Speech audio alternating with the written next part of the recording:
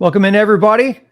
In the AL, the Astros are inevitable, but is New York catching them the eventual?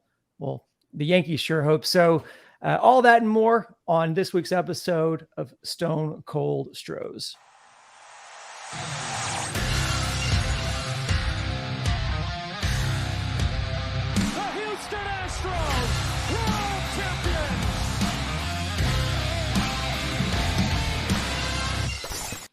Hey, welcome in, everybody, to another episode of Stone Cold Stros. I am SportsMap Sports Director Brandon Strange. I'm joined, as always, every week, hopefully, every week by SportsMap Senior Contributor Charlie Pololo and SportsMap.com editor Josh Jordan. Gentlemen, welcome in.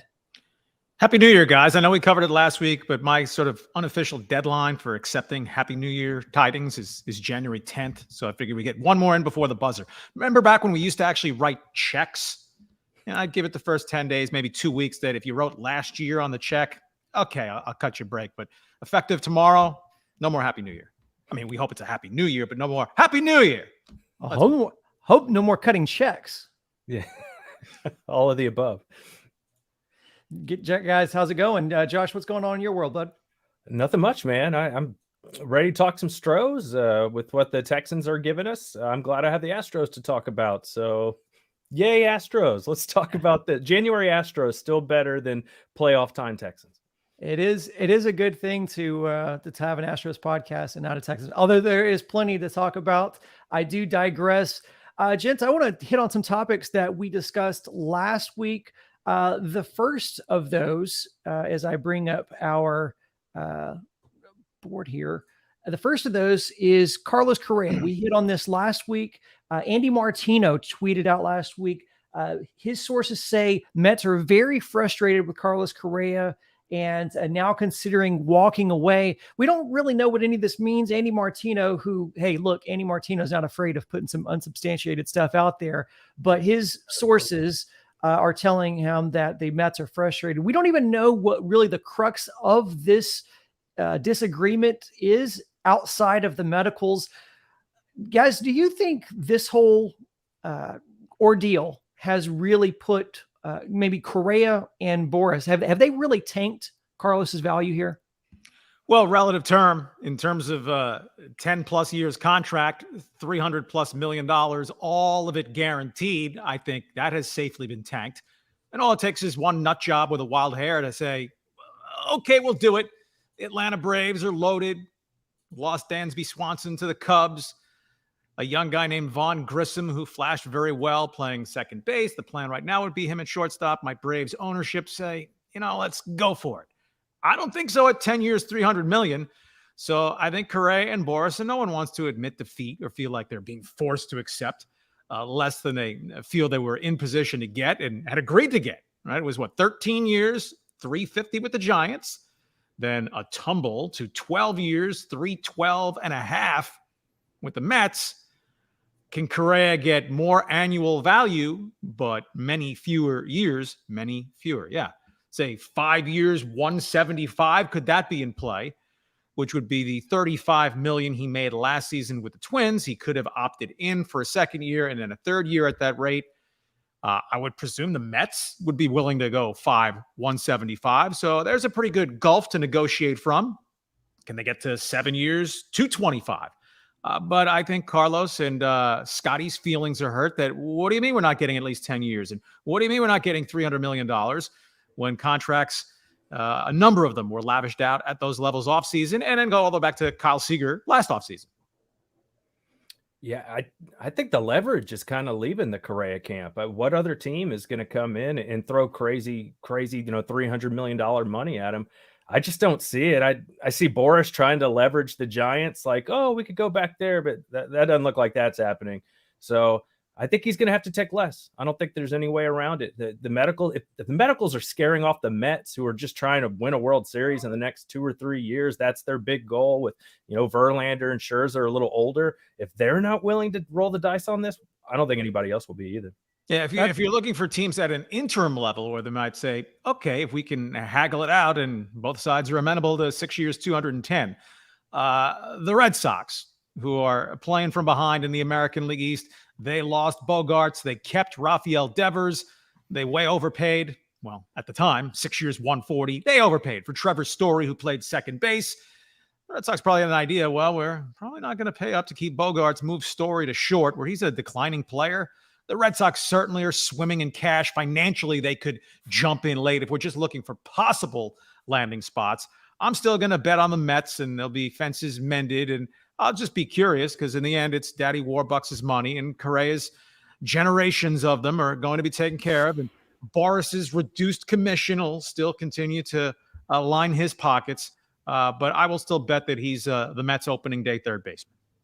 How is it that Carlos Correa is also a case of betting on yourself and winning, and also a cautionary tale of betting on yourself in the same instance? Because in some way, we look at the 2 years in which when he was with, the following the Astros, when he went with the Mets, bet on himself again, bet on himself with the Astros previously before that.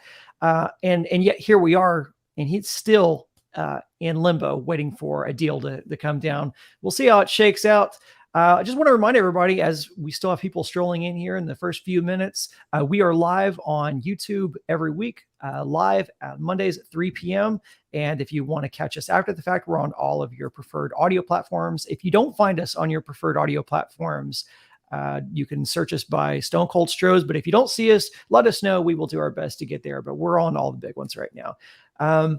Speaking of our show, last week, we also had a discussion about the Astros broadcast team and how they were also in limbo contractually. And right after, I think within 24 hours of our show ending, we had movement on that. And the Astros have brought the entire broadcast team back. Josh, you had an interesting kind of observation on this, just because of the entire broadcast team, whether it was TV, radio, English, Spanish broadcast, all of these deals were made and expired at the same time. That's kind of weird, right? I mean, I don't work in that industry per se, where I've worked with an entire broadcast team that covers a team for a whole season, but it is odd to me. Like, I think about Troy Aikman and Joe Buck. They got this new ESPN deal together to do Monday Night Football. That timed out at the same time. But I thought it was interesting that you would have television, radio, English, Spanish, every single broadcast, every person involved, all on the same contract for the same amount of time. Maybe it works like that. I'm just not aware of it. But I found that interesting. Well, Fox actually let Buck out a year early so he could stay attached to Aikman. Okay. I guess they call them broadcast teams. So at least English language, Spanish language probably makes sense to have them on the same timeline. More specifically, the play-by-play guy and the analyst, in the Astros case, Todd Callis and Jeff Blum, whereas the sideline reporter role is not as integral to the broadcast, inning in, inning out. I mean, you look at the Rockets, they're on 3 different ones in 5 years. And of course, changed Craig Ackerman's analyst when Matt Bullard went to the executive suite and Ryan Hollins came in. So I think last week, with caution, I used the word inevitable, that it would get worked out. So good for all parties involved. I think we can surmise that they didn't get 10 or 12-year contracts either. It is strange. I think it's apropos, though, I guess, with Jim Crane and kind of the way that we have seen him deal over the past few years with all of his employees, is he's not afraid to make wholesale changes, as we discussed last week when we were talking about this topic. So I think it's interesting that they are all on the same timeline. So where if he feels like he needs to make a change, he can really start over. And as Charlie mentioned, since these are all based on kind of chemistry and working together, and we know a little bit of something with some of the radio backgrounds, is when, or I should say our radio backgrounds, is that, they do these spec runs with hosts and, tryouts, having hosts, do spoof segments with one another, trying to see what the chemistry looks like. So I guess that makes sense. You wouldn't want to, piecemeal that together, but I think it does speak to the shrewdness of how Jim Crane operates. But as Charlie said, good for all those parties. And for all intents and purposes, we enjoy the broadcast and we're happy to see them back. In fact, I think no more does that exemplified when we have to watch one of these Apple broadcasts or something like that, where we don't get to see Blum and TK and Julia. And it's a rough showing from time to time, depending on who is in the booth. So guys, I want to get right into our headline here because we had a kind of tweet that went viral from one of these, I'll call them Yankees propaganda platforms, but Fireside Yankees tweeted this out and it went viral. So that's why I wanted to discuss. They tweeted, the first 4 hitters in the Yankees lineup should all be healthy and firing on all cylinders this season. The latter part of that I think is questionable, but the crux of it is, they ask, is there a better top half of the lineup in baseball? And they're going by DJ, LeMahieu, Judge, Rizzo, and Stanton. They say are all going to wreak havoc next year. So I put it to you guys, the Yankees, their top 4, are they the best in baseball? And maybe to the point, does that really even matter? Well, it matters in that it's funding a portion of a segment for us. So there's that. There are a lot of variables and how do we want to attack this? Anyone care to nominate the Astros as having a better top 4?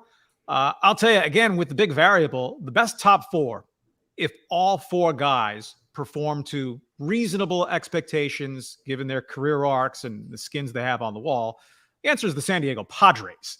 If Tatis picks up where he left off before screwing up with his stupid motorcycle accident, and maybe he's going to show up at spring training 5'10", 155 pounds after his 80-game PED suspension. But with Juan Soto and Manny Machado and Xander Bogaerts, that's the most accomplished, all in there or building toward their primes, top 4 in any lineup in baseball. And before anyone falls off the couch or starts throwing stuff at the screen, remember, it's your computer screen. Throw stuff at your own peril. The big variable with the Astros is Jeremy Peña, who we presume is going to bat second coming into the season since the Astros excelled. And if you're only as good as your last games, then Peña's a superstar. But look, in toto, as a rookie, he was a very mediocre player, and he's the weak link of the Astros top 4 and is not close in what he's done as a major leaguer to any of those Padres. There are a handful of other lineups we could put in the mix. But specifically, let's go after the Yankees. Giancarlo Stanton's coming off his worst season. Oh, by the way, he missed a number of games injured. Shocker. He's also 32 years old now, turning 33 during next season. Is he in the ascendant phase of his career? Are they expecting him to go back to 59 home run Giancarlo Marlin Stanton? DJ LeMahieu, injury-plagued season in which he wasn't that good when he was healthy. He's 34 years of age. Rizzo's very good. If Judge drops down a bit, he's still a super-duper star. I mean, he was way better than Yordan last season. I mean, think about it. His OPS was 92 points better than Yordan, and Yordan was a freaking beast. But 1 through 4, when you factor in age, when you factor in enough recent performance, no, the Yankees don't have the top 4 in baseball. They might not have the top four in their own division. Toronto Blue Jays, George Springer, Bo Bichette, Vlad Guerrero, who dropped off sharply from his MVP season, but he's 24 years old. Better bet Vlad Guerrero Jr. or Giancarlo Stanton to be great in 2023. And the quarter ton of fun catcher, Alejandro Kirk, probably would be the number 4 Blue Jay League's best offensive player with Teoscar Hernandez traded away. So hey, if you're a Yankee fan, you want to sell yourself on that, but capital I, capital F attached to certainly Stanton, and I would say equally to LeMahieu if you're arguing you have the best 1, 2, 3, 4 in a lineup in Major League Baseball. Yeah, I mean, I went and looked back at some of the numbers last year after they were touting this, and I know batting average isn't the sexy stat anymore, but I got some stuff on OPS, so hold on a second. But batting average, Stanton hit 211 last year. I mean, yeah, his OPS was 759, but that's not in the 800s. Rizzo, 224 batting average last year. Take Judge out of the equation. He had the best OPS out of these guys at 817. Maybe I'm changing the question a little bit, not to Jack Brame for bringing this up, but what if we looked at 4 of the Astros hitters in a row starting at Yordan? So, Yordan, Bregman, Tucker, and now Jose Abreu, we figured would be the guy. All those guys had an OPS over 800, and they weren't hitting 220. The lowest one out of those guys was like 257, and that was Kyle Tucker. So if we're looking for well-rounded, it's the Astros. It's not even close. And I didn't even mention Altuve. His OPS was over 900, and he hit 300 for the year. So, if I slightly change the question, I don't think it's that close. All right, if it's who has the best core 4, then the Astros certainly, I was going to say vault past the Yankees, but they may still be ahead of the Yankees, counting Peña in the 2 spot. If it's your best 4 players, then the Astros are right there with San Diego. Kirk, tremendous as a young catcher. What he gives you offensively as a catcher is a huge bonus and makes him that much more valuable at that position.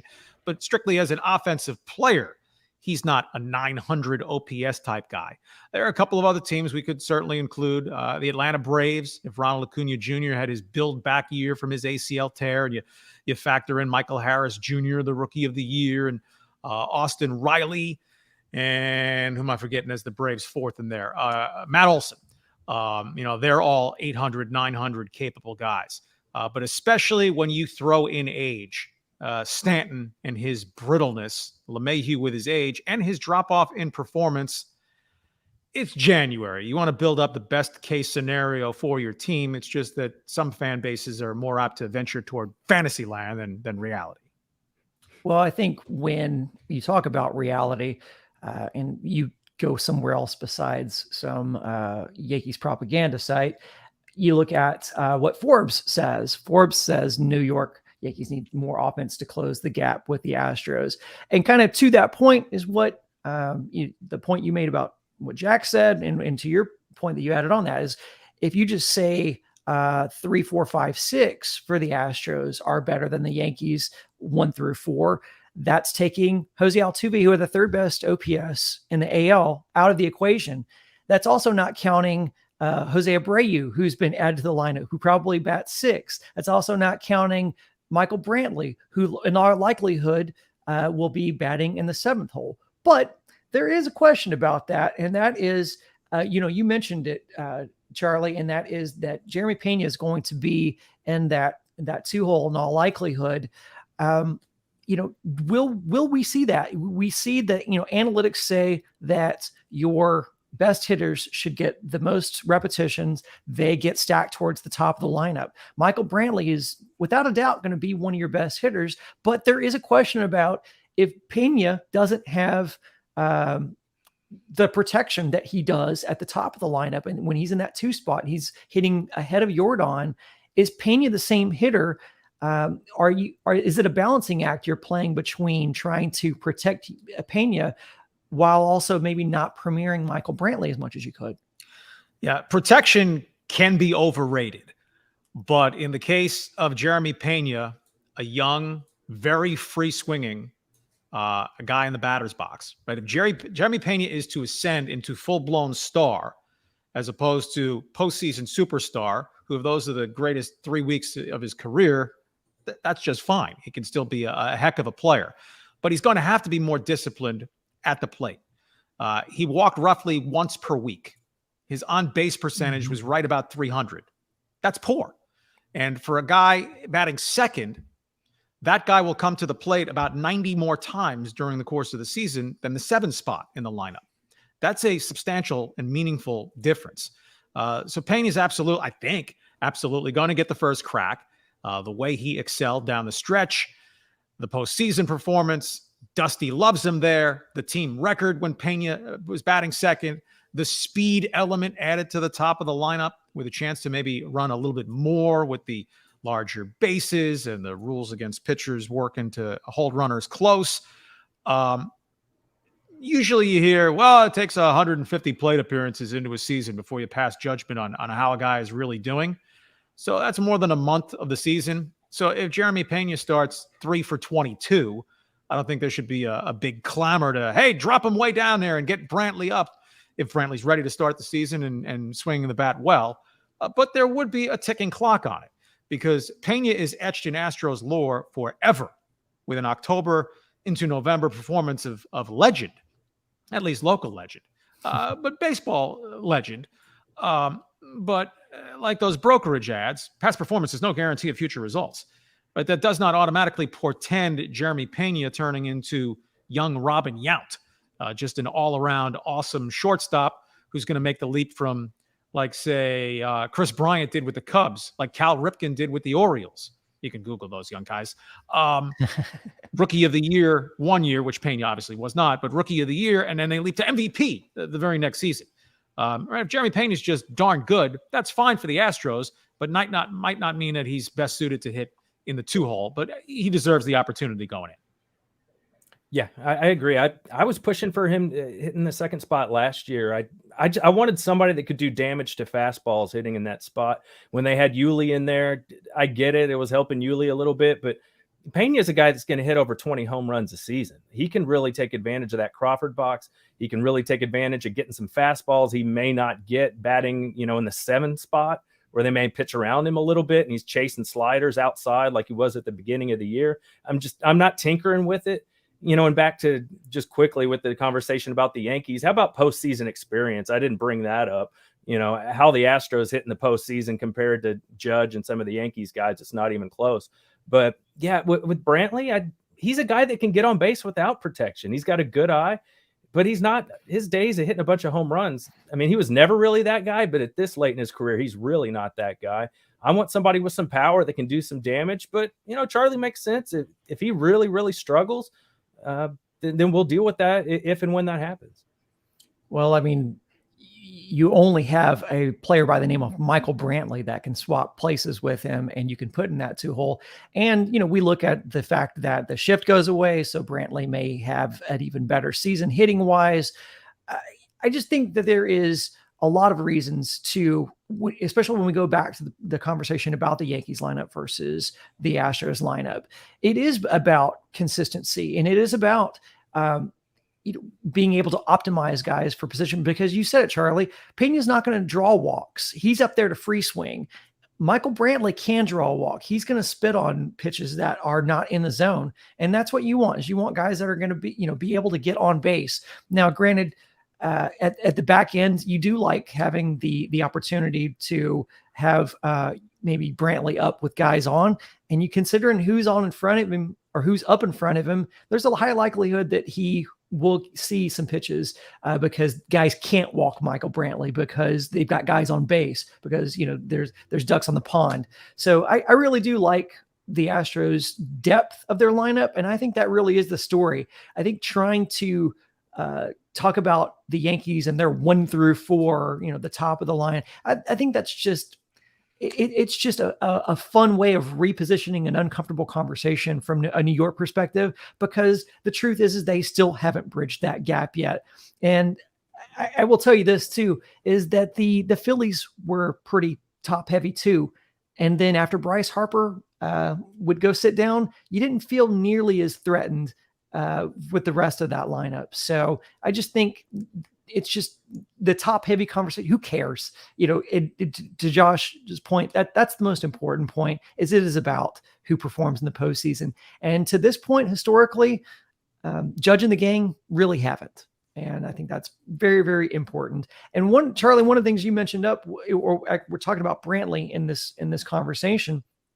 And one of the things about Brantley is that, we're here in January, the Astros re-up with Brantley, but he still hasn't swung a bat yet, which I think it's an interesting juxtaposition, just because here we have Correa and we're talking about, Correa's medicals, and he played last year and in all intents and purposes is capable of playing. He still doesn't have a deal. Michael Brantley can't swing a bat yet, and he has a deal. Obviously it's the years and the money that are the difference there, but we don't know whether he's going to be ready when opening day gets here. Even if he is, most likely they will be load managing him, as well as load managing Yordan. Yordan's going to be playing some left field. So Brantley probably won't be playing every day. It's high likelihood of that. They will be load managing him. So that I think means there's going to be some opportunities at the DH spot. And last week, John Granado and Josh talked about this exact thing. There's a couple of candidates who seem like they are prime to get some DH spot opportunities. One could be Yuli Gurriel, should he be brought back, but as the guys talked about, Yuli may not want to be in a utility role. He may see that as a demotion, whereas a guy like maybe Jainer Diaz would see that as an opportunity. So I'll throw it to you guys. Who do we see get some of these reps at DH where they might need them this season? Well, with respect to Yuli and what he accomplished over his tenure with the Astros, beggars can't be choosers. I mean, suitors haven't exactly been lining up to give him everyday playing time. He's 38 years old. He was terrible last season. He wants to stay in the major leagues. He kind of needs to go where there's work to be found. I just don't think at this point he makes sense for the Astros.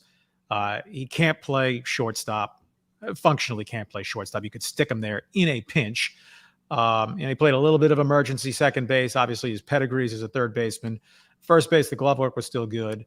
I just think you want a little more versatility, including someone who can play a little shortstop, which brings the name David Hensley. Doesn't look the part. 6'6", $190, $195.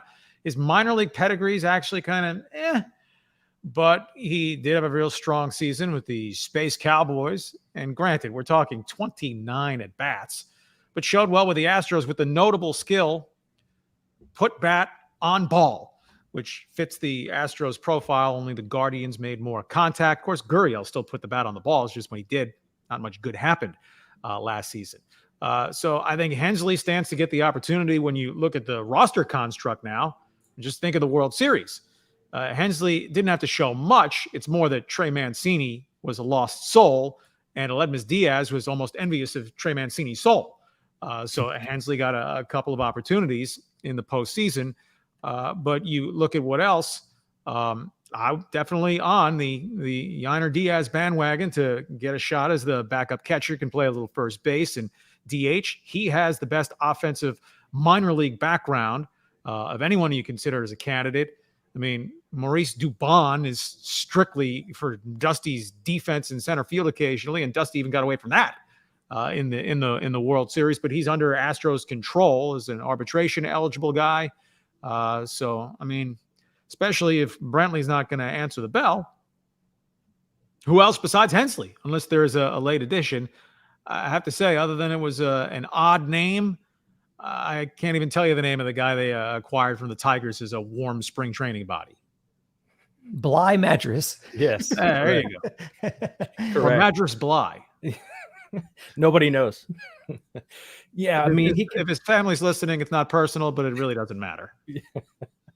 Yeah, you got to think he's a defensive type player if he does get any playing time, like a Dubon type role. But, you know, back to the question, I think Hensley's the guy Dusty clearly trusts the most out of these guys because he was on the playoff roster. He was getting at bats, you know, when we weren't seeing anything from Diaz and the other DH spot. So Hensley's a guy that can play in multiple positions. I think he'll get a shot. But yeah, Jainer Diaz is exciting, man. He's got some pop. And Brandon, you brought up it was the Baseball America rankings, right? Didn't they have him second on the Astros, right behind Hunter Brown as the top prospect for Baseball America? So the pedigree looks really good for him. I like that he has some pop, that he can play some different positions. So, look, I'm a fan of Yuli Gurriel. I'd love to see him come back, but I understand he just may not have it anymore. Charlie, we know he didn't have a very good year last year outside of the postseason. I would like to see it. I'm a fan of his. I'm a fan of the Astros. But if it's not him, then roll the dice with Hensley and Diaz, and you could have a lot worse options. These guys could really pan out. I mean, Hensley was a very limited amount of time, but the OPS was over 1,000. So, you know, he's a guy that did it in a short sample size on the big league level last year. Are they going to carry Dubon and Jake Myers? I don't think they should be inking in Chas McCormick to be the everyday center fielder. He clobbered left-handed pitching and got clobbered by right-handed pitching, right? If somehow they could fast forward Drew Gilbert, fix that elbow, and as a first-round pick, a college guy should get to the major league sooner than later, but it's not going to be this soon. Left-handed hitting center field option who'd be a nice guy to round out their roster. His day won't be coming, though, in 2023, unless he just destroys the minor leagues and is a complete revelation. Real quick here, Brandon, if I could jump in. I'm curious, Charlie, what are the odds do you think Jake Myers kind of turns into that guy that Click kind of hoped that he would be? Just, good, serviceable, kind of who we saw from him before he got hurt in that White Sox series in the playoffs. Do you think he can return to that form? I wish he was a left-handed hitter, because he's clearly behind McCormick now on the totem pole. And I just really don't see where the opportunity comes, other than maybe if they just are going to go with Diaz. I don't think Hensley automatically gets all the DH at bats. If Brantley's not ready till, say, May 15th, maybe that's an avenue for Myers to play some, in addition to spelling McCormick in center field. He kind of, as he needed to rehabilitate from the shoulder, needs to rehabilitate his stock within the Astros, because I think he's been left behind a little bit. Let me just throw one other name in there who would offer that positional versatility. I think you seek out about at least a couple of your bench guys. But Pedro Leon tears it up in the spring. Mm-hmm. He didn't really cut it as a shortstop when the Astros experimented with that a couple of years ago, but as an emergency shortstop, you evidently could stick him in there. Some second base work might be a possibility for him, but certainly as an outfielder, probably has the best throwing arm in the organization, has some speed, the hit tools, the big question with him. But since the Astros spent $4 million to sign him, he's 24 years old now. If he's going to make a push to be an everyday player at some point, well, it has to be center field. Left and right are pretty well spoken for a while. So maybe he can thrust himself into the conversation down in Palm Beach Gardens. Well, Josh, you brought it up, the Astros, in kind of where they rank in the Baseball America top, and within their organization, their top 10 looks like Hunter Brown at 1, Jainer Diaz at 2. We have Drew Gilbert at 3, Jacob Melton 4, David Hensley 5, Pedro Leon 6, Corey Lee 7, Spencer Arrighetti at 8, Justin Durden at 9, and Miguel Ullola at 10. Apology if I didn't pronounce Miguel Ulola's name correctly.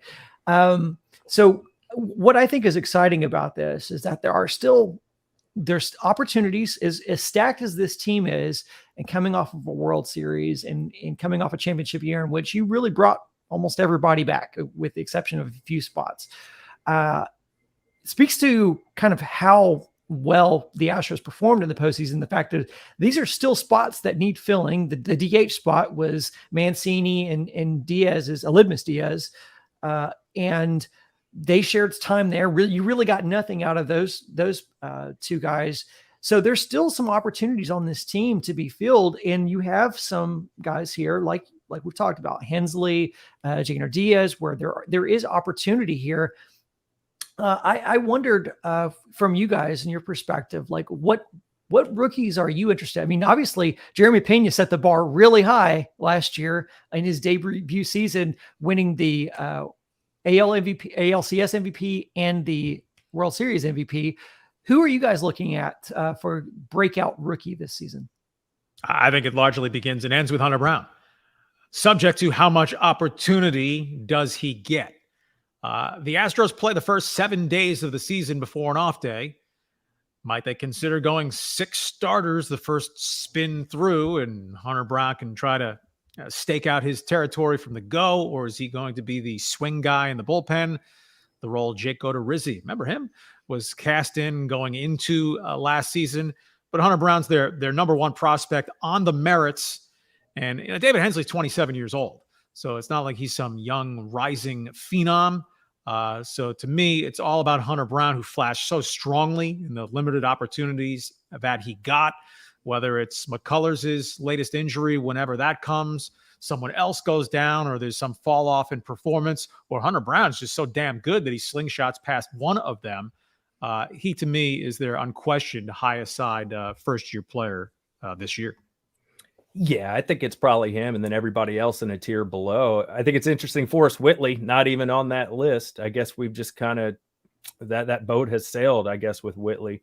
It's interesting. Max Pitt just brought up Forrest Whitley right there in the comments.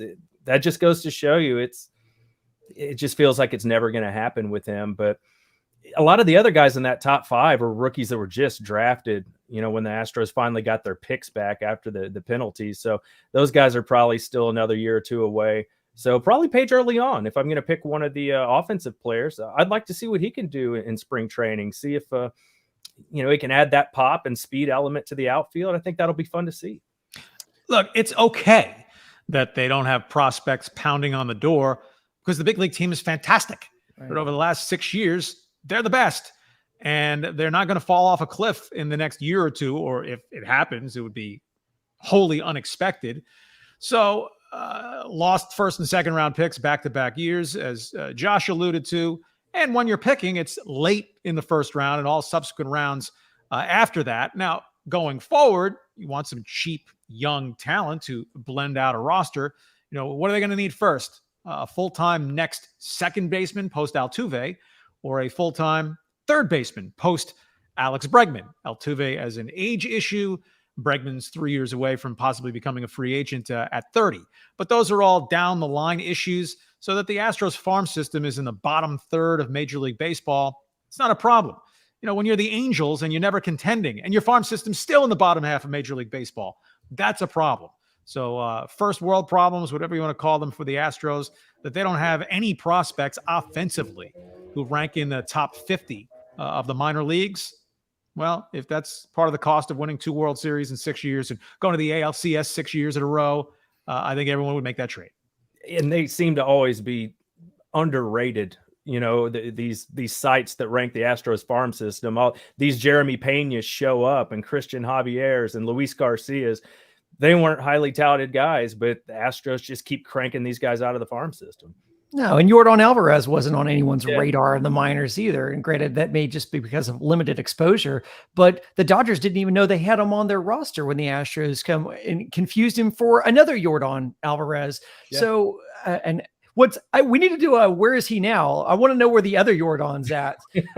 but yeah, no, that you're right. And I'd say this, like, Hunter Brown's an obvious answer because, we got to see him the most last year, but I would argue that he has a little bit of runway to develop because that roster, especially the starting rotation, is so stacked. So, I mean, you look at him right now, I think on a lot of teams, he'd be, looking at a 4 or 5 spot, whereas he's not going to crack the rotation because of the depth, knock on wood. And obviously that depends a lot on the health and performance, a lot of the guys, and whether Christian Javier can take that step this season and be a full-time starter, whether Lance McCullers Jr. can stay healthy for an entire season, which is a big question mark as well.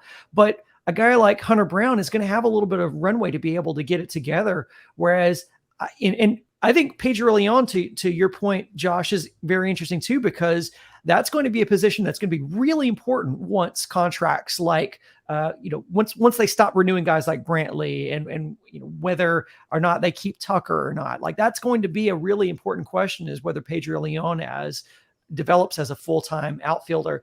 I'd say personally, I'm very interested to see how they use Jainer Diaz. And because that's such an important position, and it is imperative. I think we lost. It happens. He was. Oh, now I guess it's just me on here. I guess I'll hang around for a second here and see if the boys come back. But yeah, what Brandon was saying there, Jainer Diaz is exciting. Anybody with some pop that can play multiple positions. With Maldi, this being the last year, is the catcher of the Astros. Most likely his contract will be up. I'm excited to see what their future would look like. So anyway, guys, I was just talking about some of your points on Jainer Diaz, Brandon, how it's cool that he can play different positions. This is the last year of Maldi's contract. Most likely he's only in for 1 more year. We'll see what they do at catcher. If Jainer can be that guy to step in, the Astros would love that. Whether it's Diaz or Corey Lee, one of those 2 guys absolutely has to get enough playing time in 2023 for you to have your mind clear on, is he your primary catcher in 2024? Yep. Maybe Maldi keeps on keeping on and they extend him for yet another single year, but he turns 37 and Page's turn, right? Yuli Gurriel and more substantially, Carlos Correa, George Springer. So their next full-time catcher presumably is on campus. I'd want to be giving him some run this year. Yeah. And I don't know how much of that got out what I was saying, but yeah, my preference where I'm excited about Jainer Diaz because that's such an important position for the Astros and kind of, going on in perpetuity is the catcher position. While I can still connect to the internet, let's get to our bottom line question of the week this week. And this is based on Caesar Sportsbook. They released their lines for league MVP for the 2023 MLB season. And the list was interesting because of kind of how some of the Astros were positioned on there. And if you want to go check that out, I recommend doing so. But I wanted to ask you guys, outside of Yordan Alvarez, because that's an easy one, outside of Yordan Alvarez, which Astros player do you guys think has a legit shot at the AL MVP this season? I would fire my dart Alex Bregman's way. Altuve surged brilliantly the last 2 months, hit 340 plus August and September to get that batting average right to 300, his first 300 season in 2018. So that was significant in that if Altuve was in batting average decline, he seemed to have halted that. But Bregman's 28. After 2.5 years of being merely pretty good, Bregman refound himself the last couple of months or after the All-Star break last season and performed at near the level when in 2018 he was a monster.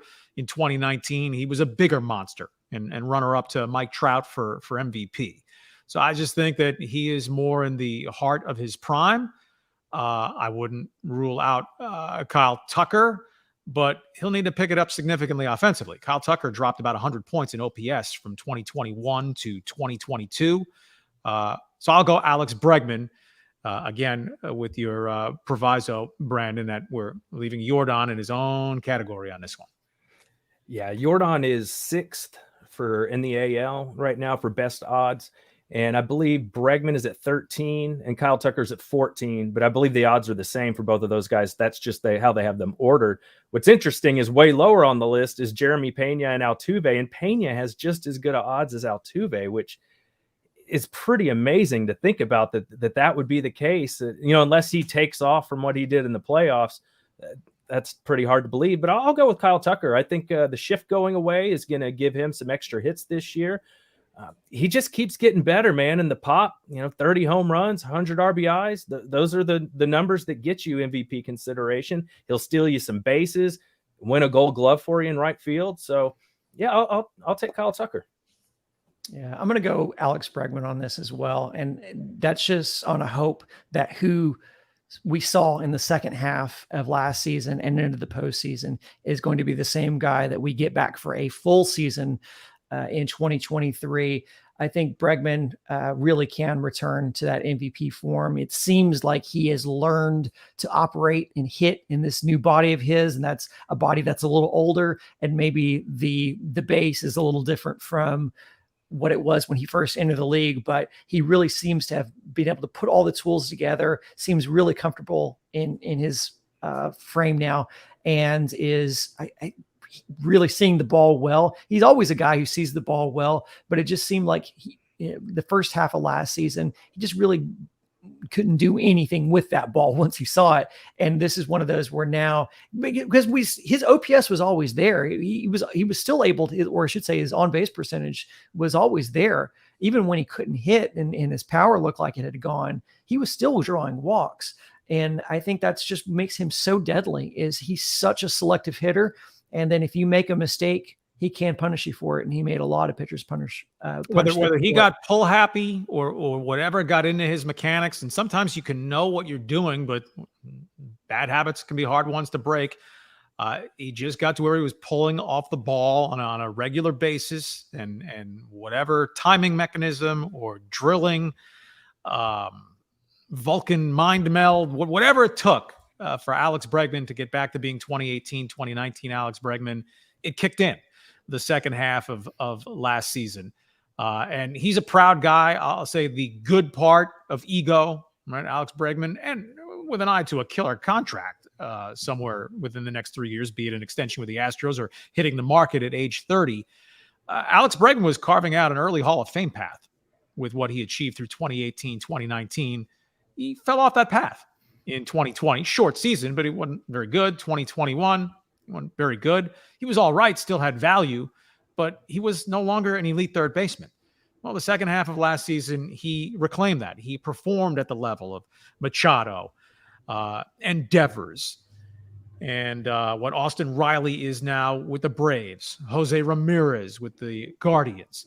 So Bregman at just 28, if he is back on that right beam and going to stay there for the next few years, well, there can be a Cooperstown convo about him years down the line. And I don't know how specifically cognizant he is of that.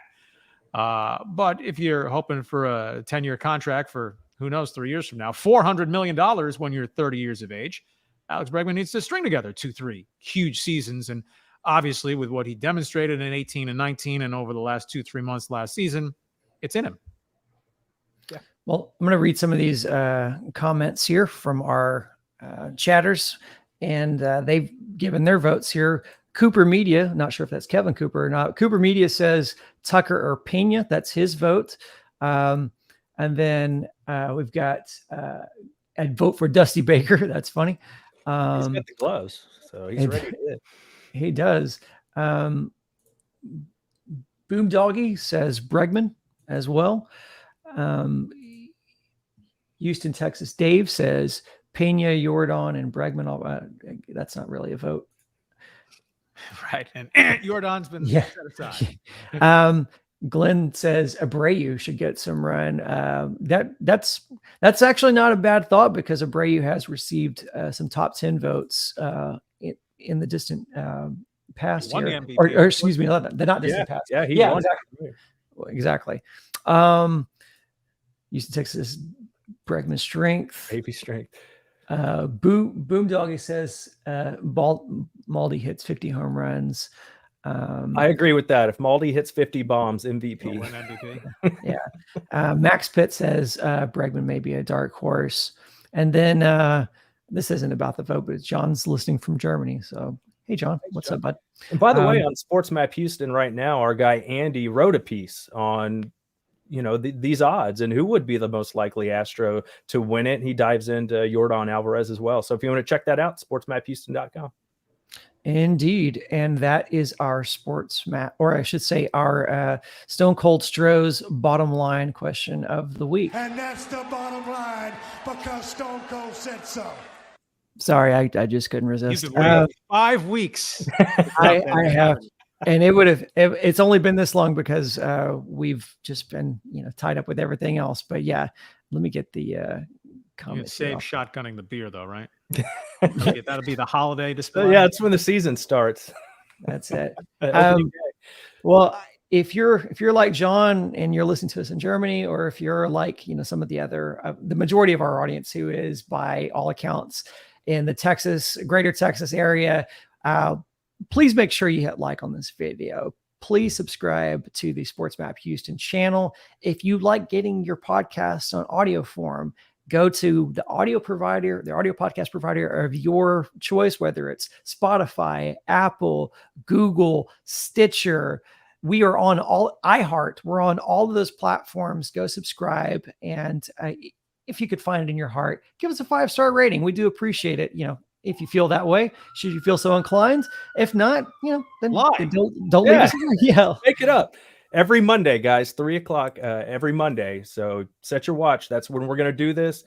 That's when you can interact with us live in the chats. But if the timing doesn't work out, or you like listening to podcasts while you're at the gym, do like Brandon said, go to Apple Music or wherever you get your podcast from. And also, I know you're on social media because you're on it right now. You're watching us on YouTube. You're on social media. Make sure if you're on TikTok, follow us there. If you're on Instagram, I know you're on Instagram, follow us there. Facebook, Twitter, we have little clips from these and all of our Sports Map Houston videos that are there. Make sure you go to sportsmaphouston.com to read Charlie. Charlie writes for us once a week and does a great job. Usually it's Astro-centric. So go read that. We have weekly columns from Ken, former Houston Chronicle writer Ken Hoffman. He's on sportsmaphouston.com. Josh writes stuff weekly. I don't, but I'm producing the videos for us throughout the week. So we do nothing but Houston stuff. We don't talk about anything else except, if it's about who Houston's playing. So guys, we really do appreciate the support. Charlie, Josh, appreciate you on the show this week. Guys, thanks so much for tuning in. Thanks so much for the support and commenting, all your comments and questions. We do appreciate it. We will be back here next Monday, 3 p.m. for Stone Cold Stros episode 6. We appreciate it. We'll talk to you soon. Go Stros.